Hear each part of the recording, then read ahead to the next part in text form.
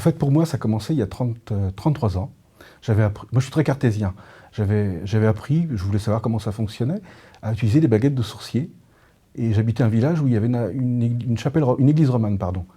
Et un sourcier m'a dit, va donc dans ton église et tu me diras pas ce que tu as trouvé. Et j'ai vu qu'il y avait des courants d'eau dans le sens de l'église et dans le sens du transept. J'étais un peu surpris, donc j'étais voir d'autres chapelles anciennes, églises anciennes, et j'ai retrouvé la même chose. Et là, tout d'un coup, ça m'a passionné. Et depuis 33 ans, j'ai parcouru des églises, des chapelles, des dolmens en France, en Grande-Bretagne, en Irlande, et j'ai retrouvé donc des similitudes d'implantation par rapport aux rayonnements qui viennent de la Terre.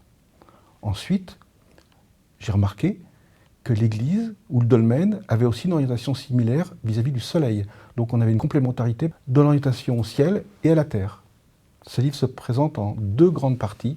La première partie explique pourquoi et comment les lieux où sont placés les dolmens, les menhirs, les chapelles, les églises et les cathédrales sont des lieux spécifiques. Il y a des rayonnements qui viennent de la terre, une orientation au soleil et une construction qui vise à rassembler ces deux sources de rayonnement.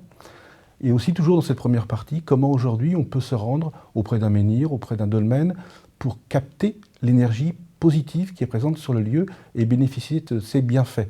La deuxième partie montre comment on peut se rendre dans 3 lieux français, comme Carnac, Chartres et le Mont-Saint-Michel, pour avoir un autre regard sur la construction énergétique de ces emplacements-là.